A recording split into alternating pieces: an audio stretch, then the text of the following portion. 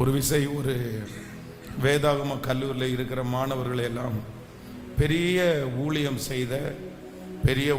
செய்து மறைந்து போன ஒரு பெரிய போதகருடைய வீட்டிலே அவங்க பயன்படுத்தின பைபிள், அவங்க பயன்படுத்தின நிறைய புத்தகங்கள், அவங்க தங்கியிருந்த ரூமு, அவங்க சமைத்த இடங்கள், இந்த மாதிரி அதை விசிட் பண்ணுறதுக்காக ஒரு பைபிள் காலேஜிலேருந்து ஒரு டீமை அழைச்சிட்டு போனாங்க.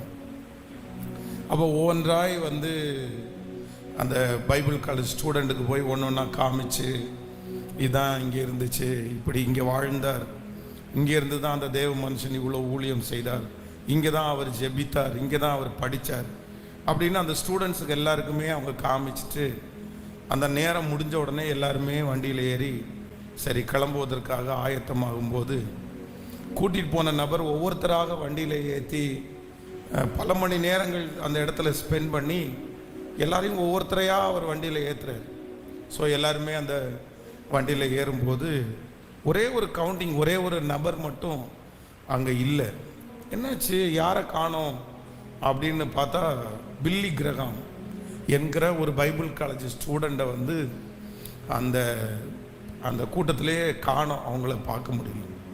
எங்கே இருக்கிறான் பில்லி கிரகாம், என்னாச்சு அப்படின்னு போய் பார்த்தா இவங்க அந்த டூர் மாதிரி விசாரிக்கிறதுக்காக பார்க்கறதற்காக போன அந்த பெரிய ஊழியக்காரர் யார் அப்படின்னு சொன்னால் ஜான் வெஸ்லி என்கிற தேவனுடைய மனுஷன், மிகப்பெரிய தேவனுடைய ஊழியர், மரித்தவர்களே உயிரோடு எழுப்புகிற அளவிற்கு ஆண்டவர் அவருக்கு நிறைய கிருபைகளை கொடுத்திருந்தார். ஸோ அவருடைய அந்த இடத்துக்கு தான் இவங்க விசிட்டிங்காக போய் பார்த்தாங்க. அப்போ பில்லி கிரகாம காணோம், எங்கே இருக்காங்க அப்படின்னு தேடி பார்த்தா இந்த ஜான் வெஸ்லி ஐயா ஜெபிக்கிறதற்காக அவருக்கு ஒரு தனி இடம் ஒன்று வச்சுருந்தார், பர்சனல் ப்ரேயருக்காக. அவங்க தங்கியிருந்த அந்த இடம்லாம் பார்த்தீங்க அப்படின்னா ரொம்ப குளிர் பிரதேசமாக இருக்கும். பல மணி நேரங்கள் அவர் முழங்கால் படிக்கிறதுனால அந்த அவர் ஜெபம் பண்ண அந்த இடத்துக்கு கீழே ஒரு நல்ல மேட்டு ரொம்ப திக்கான ஒரு மேட்டை அந்த இடத்துல போட்டிருந்தாங்க. அப்போ அந்த ஸ்டூடெண்ட் எல்லாம் பார்க்கும்போது என்ன அப்படின்னு சொன்னால், அவர் டெய்லி தனியாக முழங்காலில் நின்று ஜெபம் பண்ணி அவருடைய முழங்கால் அந்த மேட்டில் பட்டு பார்த்தீங்கன்னா அந்த ரெண்டு இடமும் ஒரு குழியாக இருந்துச்சு. அப்போ நிறைய ஸ்டூடெண்ட் அந்த குழியெல்லாம் தொட்டு பார்த்துருக்குறாங்க. சரி, என்ன இவ்வளோ தூரம் இந்த மேட்டு இவ்வளோ குழியாகிற அளவுக்கு இந்த மனுஷன் முழங்காலே நின்று ஜெபம் பண்ணியிருக்கிறாரு அப்படின்னு எல்லாம் ரொம்ப பிரமிப்பாக பார்த்து ரொம்ப தொட்டு பார்த்துட்டு போயிட்டாங்க.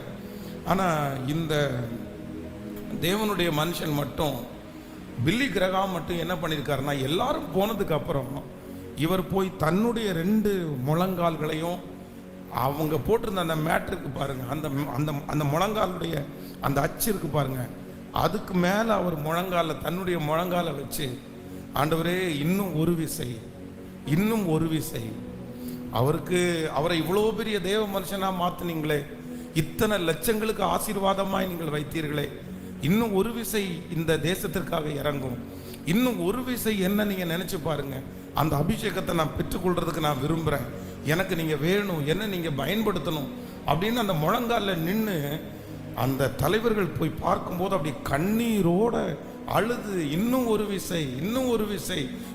ஒரு விசை அப்படின்னு அந்த தேவ மனுஷன் கத்திட்டே இருந்தார். சமீபத்தில் தான் பில்லி கிரகாம் சமீபத்தில் தான் அவங்க இறந்தாங்க. நீங்கள் அவங்க அடக்க ஆராதனையை போய் நீங்கள் யூடியூப்பில் சர்ச் பண்ணி பாருங்கள், அவருடைய அடக்க ஆராதனை எப்படி நடந்துச்சு, எத்தனை மில்லியன் ஜனங்களுக்கு ஆண்டவர் அவரை பயன்படுத்தினார். கடந்த காலத்தில் இருந்த ஒரு மிகப்பெரிய எழுப்புதல் வீரர் யார் அப்படின்னு சொன்னால் அந்த பில்லி கிரகாம். அந்த ரெண்டு குழியிலையும் தன்னுடைய முழங்காலை வைத்து இன்னும் ஒரு விசை அப்படின்ற அந்த தனி ஜபத்தில் பார்த்தீங்கன்னா கர்த்தர் அவரை நம்ப ஆரம்பித்தார். அப்போ ஒரு தேவனுடைய பிள்ளையினுடைய வாழ்க்கையில் ரொம்ப அவசியமான ஒன்று என்ன அப்படின்னு சொன்னால், பர்சனலாக தனிப்பட்ட விதத்திலே ஆண்டவரோடு உள்ள நெருக்கத்தை ஆண்டவர் பல இடங்களிலே கர்த்தர் எதிர்பார்க்கிறார்.